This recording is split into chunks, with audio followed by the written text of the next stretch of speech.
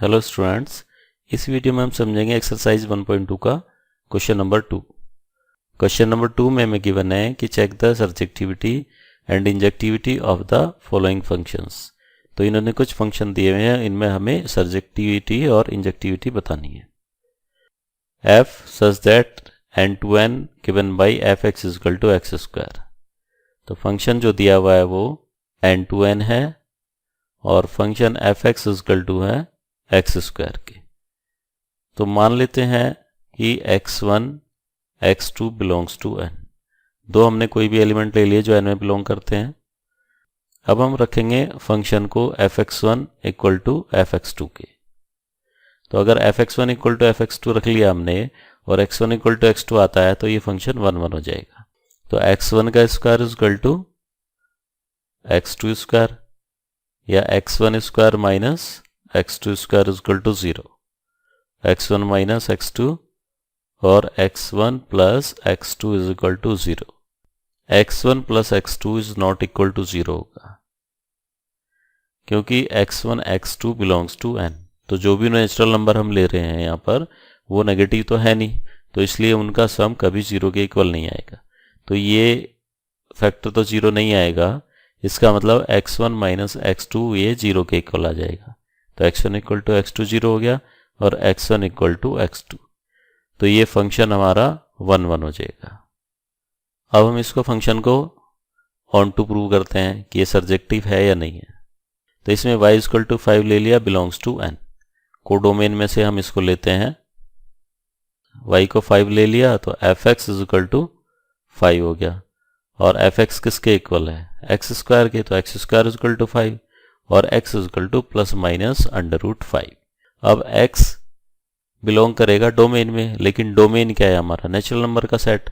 तो x की जो वैल्यू आई है does not belong to n, क्योंकि हमने यहाँ पर जो दो सेट लिए हुए हैं वो n टू n है। रिलेशन हमारा यहाँ पर जो फंक्शन है वो फंक्शन है n टू n।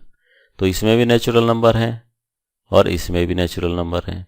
तो 5 अगर यहाँ पर है, मान लिया y इक्वल टू 5 हमने लिया था, तो इस 5 एलिमेंट के लिए x में कोई भी प्री इमेज नहीं है, तो इसलिए ये फंक्शन सर्जेक्टिव नहीं होगा। सेकंड पार्ट में इन्होंने दिया है कि फंक्शन जो है वो z टू z है, given by fx equal to x square. Function फिर भी fx equal to x square है और वो अब की बार इंटीजर का सेट लिया है, पहले नेचुरल नंबर का सेट लिया था। तो यहाँ पर मान लेते हैं x1 x2 दो एलिमेंट लेते हैं, तो x1 को 2 मान लिया और x2 is equal to minus 2, और ये दोनों जो हैं इंटीजर हैं। अब fx1 किसके इक्वल आएगा? fx1 हो जाएगा 2 का स्क्वायर इज इक्वल टू 4। फिर लेते हैं fx2 is equal to minus 2 का स्क्वायर, ये भी हो जाता है 4 के इक्वल। इसका मतलब fx1 इक्वल टू हो गया fx2 के, लेकिन 2 is not equal to minus 2। तो इसका मतलब ये हुआ कि x1 is not equal to x2। तो fx1 इक्वल टू fx2 जब हो जाता है और x1 x2 भी इक्वल नहीं होते हैं, तो उस केस में ये फंक्शन जो है 1 1 नहीं होता। 1 1 के लिए कंडीशन यही है कि fx1 is equal to fx2 है, then x1 equal to x2 आना चाहिए। तो नॉट 1 1। अब सर्जेक्टिविटी में मान लिया let y is equal to 3। अब z टू z फंक्शन है, तो z टू z फंक्शन में हमने यहाँ पर दो अगर सेट ले लिए हैं और दोनों सेट जो है वो z टू z हैं, तो y को हमने ले लिया है equal to 3 belongs to z, और ये हमने लिया है कोडोमेन में से, क्योंकि रेंज जो है वो कोडोमेन का हिस्सा होती है। तो अब हमने fx को रख लिया y के इक्वल, और ये इक्वल टू हो जाएगा एक्स स्क्वायर। तो x square is equal to 3 और x इज इक्वल टू यहाँ से आ जाएगा प्लस माइनस अंडर रूट 3, जो कि इंटीजर में बिलोंग नहीं करता है। तो y हमने जब 3 लिया था तो उसके लिए कोई भी प्री इमेज डोमेन में नहीं है, इसलिए ये फंक्शन जो होगा ये ऑन टू नहीं होगा, क्योंकि ऑन टू फंक्शन के लिए जो कोडोमेन में जितने भी एलिमेंट होते हैं उन सभी की प्री इमेज जो है इसमें डोमेन में जरूरी है। तो इसको हम कह सकते हैं नॉट सर्जेक्टिव या नॉट ऑन टू। थर्ड में इन्होंने दिया है फंक्शन को r2r। तो फंक्शन तो यहाँ पर अभी भी जो है वो एक्स स्क्वायर ही है, लेकिन यहाँ पर फंक्शन अब जो है वो r2r है। रियल नंबर के लिए है। अब तो इसमें मान लिया कि x1 इक्वल टू 2 है और x2 इज इक्वल टू -2, तो दो वैल्यू ले ली, ये दोनों रियल नंबर हैं।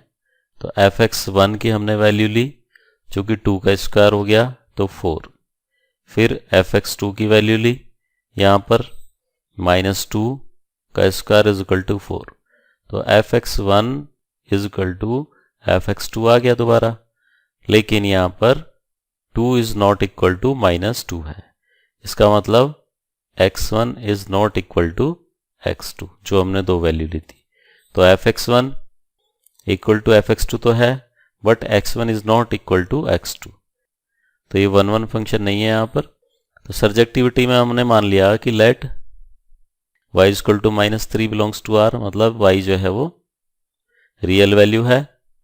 तो अब अगर हम यहाँ पर दो सेट लेते हैं और उन दोनों का जो रिलेशन है, तो ये रियल नंबर का सेट है, ये भी रियल नंबर का सेट है और रिलेशन है इसमें, और फंक्शन है हमारा x² को लेके।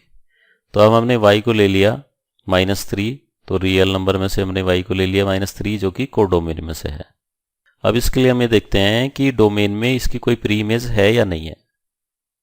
तो इसको हम fx के इक्वल रख लिया, y fx क्या है, x² is equal to y, या x² इज इक्वल टू -3 और x इज इक्वल टू ±√3। तो ये देख रहे हैं कि ये रियल वैल्यू नहीं है, तो ये does not belong to R domain. तो इसका मतलब x की जो वैल्यू आ रही है, जो -3 है, वो डोमेन में नहीं है।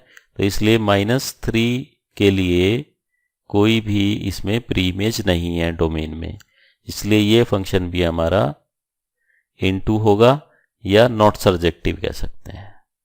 अब फोर्थ के केस में यहाँ पर फंक्शन दिया है n2n, fx is equal to x³। तो fx is equal to x³ और जो फंक्शन है वो n2n है, नेचुरल नंबर से नेचुरल नंबर का फंक्शन दिया हुआ है। तो इंजेक्टिविटी के लिए मान लेते हैं यहाँ पर कि late x1 x2 belongs to n। तो अब fx1 को रखेंगे fx2 के इक्वल, तो फंक्शन को रख लिया इक्वल। अब फंक्शन क्या है, x1 का क्यूब आ गया, यहाँ पर x2 का क्यूब आ जाएगा। फिर इसको सिंप्लीफाई करेंगे तो x1 minus x2 x1 square plus x2 square plus x1 x2 is equal to 0। तो हम यहाँ पर देख रहे हैं कि ये जो वैल्यू है ये इज नॉट इक्वल टू 0 होगी for all x1 x2 belongs to n, क्योंकि x1 x2 नेचुरल नंबर हैं तो पॉजिटिव रहेंगे ऑलवेज, तो ये कभी वैल्यू 0 नहीं आएगी। तो इसलिए x1 माइनस x2 ये है 0 के इक्वल हो जाएगा, और यहाँ से आ गया x1 equal to x2।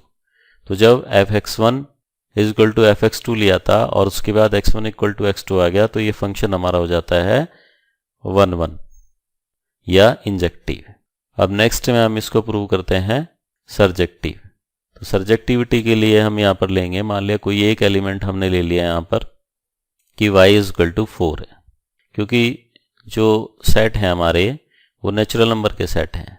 y को लेते हैं हम इसमें से, तो y इज इक्वल टू मान लिया 4 है, ये कोडोमेन में से लेते हैं और यहाँ डोमेन में से लेते हैं, और ये है दोनों नेचुरल नंबर के सेट। तो फंक्शन हमारा क्या है, fx इज इक्वल टू है x³, तो इसका मतलब x³ इज इक्वल टू 4 और x is equal to 4 to the power 1/3। x जो लेते हैं वो डोमेन में से लेते हैं, x आ गया 4 की पावर 1/3। ये एक नेचुरल नंबर नहीं है, इसलिए y इज इक्वल टू 4 के लिए हमारे पास कोई भी प्री इमेज नहीं है डोमेन में, इसलिए ये फंक्शन हमारा सर्जेक्टिव नहीं होता है। तो f इज नॉट सर्जेक्टिव या नॉट ऑन टू। अब इसमें लास्ट पार्ट है इसका ये कि यह फंक्शन लिया है z टू z और fx is equal to x³। First case में मान लेते हैं कि x1 x2 belongs to z, तो x1 x2 जो है वो दोनों इंटीजर हैं। fx1 को रख लेते हैं अब fx2 के इक्वल, तो यहाँ से आ जाता है x1 cube equal to x2 cube और x1 इक्वल टू x2। तो ये फंक्शन भी हमारा 1 1 हो जाता है, इंजेक्टिव हो जाता है। अब नेक्स्ट है सर्जेक्टिव। मान लिया let y is equal to 4, तो fx is equal to x³ is equal to 4 और x is equal to 4 to the power 1/3। Does not belong to z, तो इसलिए ये फंक्शन भी हमारा ऑन टू नहीं है, क्योंकि इसमें भी हम दो जो सेट ले रहे हैं वो इंटीजर के सेट हैं। तो जब इंटीजर यहाँ पर है 4y इज इक्वल टू, तो इसके लिए डोमेन में कोई भी ऐसा एलिमेंट नहीं बनेगा जिसकी पावर 1/3 हो।